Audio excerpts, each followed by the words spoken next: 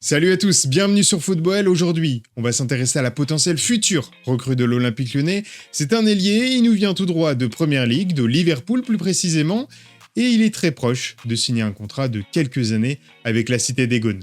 Aujourd'hui, dans cette vidéo, on va s'intéresser à Sherdan Shaqiri, analyser le choix de l'OL de recruter un tel joueur. Tout ça en quelques minutes, c'est parti.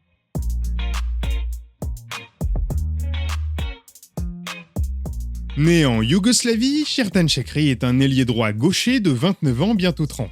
International suisse, il approche de la centaine de sélections, on l'a vu à l'Euro 2020 cet été, où son équipe a triomphé de la France. Il a d'ailleurs été capitaine de la Nati plusieurs fois. Bien que petit, 1m69, il est très tonique et rapide, en plus d'être combatif et tenace au pressing. Il est capable de nombreux changements de direction en duel. C'est un joueur adapté à une équipe de possession car il n'a pas peur d'avoir le ballon et se positionne même pour le recevoir.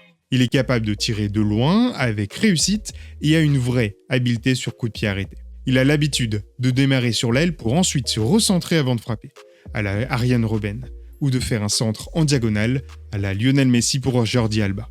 Il a un profil de créateur. Il est polyvalent. Il peut aussi bien jouer en tant qu'ailier gauche ou relayeur droit dans un 4-3-3 tout comme un 10 en 4-2-3-1. Alors, quel est son parcours ? Formé au FC Bâle, il y reste 11 ans, dont 3 en professionnel. Sa première saison est moins fournie, mais il monte en puissance au fil des années avec de très belles stats à chaque fois. Tout cela lui permet de rejoindre le Bayern en 2012, mais il passera derrière l'illustre Robben dans la hiérarchie et verra son temps de jeu être restreint pour n'y rester qu'1 an et demi finalement. En janvier 2015, il est transféré à l'Inter Milan de Roberto Mancini, qu'il tente d'extirper de sa Bonterrera, pour environ 20 millions d'euros. Mais après seulement une demi-saison mitigée, il part pour Stoke City. Ses performances honorables lui permettent d'atterrir à Liverpool à l'été 2018 dans un rôle de super sub. Mais comme il passe derrière 3 joueurs très fiables, son temps de jeu est réduit à peau de chagrin. Pourquoi peut-il être un bon choix pour l'OL ? L'OL n'a pas d'ailier percutant et rapide capable d'organiser le jeu.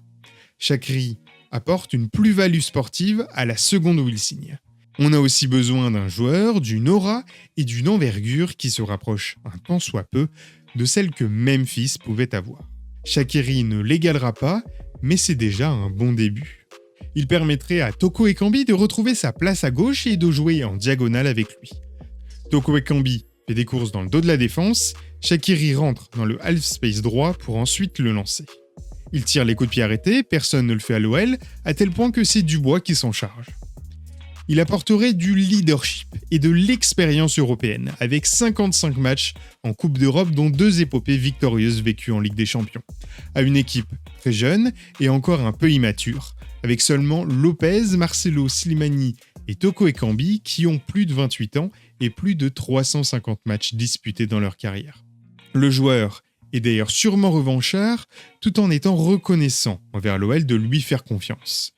Cela peut avoir pour effet de le rendre encore plus enthousiaste et de magnifier ses performances sportives.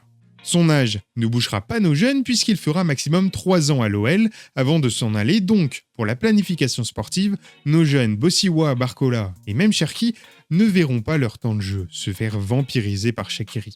Boss le veut et après le transfert avorté d'André Onana, satisfaire le nouveau coach qui s'est aussi vu arracher John Lucas il y a quelques semaines serait opportun afin de le ménager. Il réclame 3 recrues minimum après tous les départs. On repère d'ailleurs que toutes les recrues désirées sont des joueurs qui ont déjà 25 ans minimum et une certaine expérience européenne. Des valeurs plutôt sûres. On n'est plus sur des paris de 20-23 ans comme il y a quelques années. Mais cependant, il reste quelques raisons pour hésiter. Sur 10 ans, il cumule presque 2 ans, 614 jours exactement, d'absence à cause de blessures, musculaires au mollet ou à la cheville. Donc sa fiabilité est à mettre en question. Dans quel état physique arrivera-t-il à l'OL ? Va-t-il être en mesure de mener l'équipe à la victoire finale en Europa League ? Ou alors va-t-il se blesser dès le mois de novembre et être un fardeau ? Contribution défensive qui s'est améliorée avec le temps mais qui n'est pas à la hauteur de celle d'un Chiesa par exemple. Pas un joueur de profondeur, il préfère recevoir le ballon dans les pieds. Joueur qui a fréquenté de grands clubs, notamment le Bayern, Liverpool, mais n'a jamais convaincu là-bas. Le joueur n'a discuté qu'avec l'OL, N'avait-il donc aucun autre prétendant? C'est rarement bon signe. Pourquoi Liverpool s'en débarrasse aussi facilement? D'autant que sur l'aspect financier, le joueur prend un gros salaire. Mais il arrive déjà à 30 ans, donc l'OL ne pourra pas le revendre cher pour effectuer une plus-value. Et surtout, le club débourse au moins 6 millions d'euros pour le signer, ce qui n'est pas négligeable sachant que le club ne compte pas beaucoup dépenser lors de ce mercato. On peut se poser la question, est-ce que cet argent est bien utilisé? Alors, notre verdict, on signe, mais attention à la déception. Tout d'abord, l'OL recrute un joueur confirmé, accompli même. Et on a envie d'y croire après 50 disettes au poste d'ailier. Dernier en date, Rachid Ghezal. Cependant, la part de risque est relativement présente dans ce transfert, et cette arrivée devra être combinée à d'autres afin de réduire la pression qui pesera sur ce joueur, notamment un latéral gauche titulaire. Un OL affaibli à l'issue du mercato est à craindre, mais c'est sans compter sur l'alchimie que peut développer Peter Bosz s'il parvient à imposer sa vision et ses méthodes au groupe. Un OL moins qualitatif mais plus collectif et moins dépendant d'un seul joueur peut faire des ravages dans une saison qui s'apparente comme une transition. Nouveau coach et peu de moyens à la suite de l'après-Memphis, mais pourrait tout aussi bien être une très bonne surprise. Merci de nous avoir suivis sur Football pour cette vidéo, un petit peu présentation de Sertan Chekri. J'ai un petit peu du mal à épeler son nom, mais on en saura plus sur la prononciation dans les futures semaines, je suppose.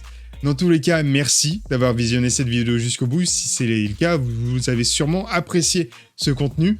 Et donc, je vous propose de liker la vidéo, de la partager autour de vous et de vous abonner à la chaîne pour ne louper aucun des futurs contenus sur Football.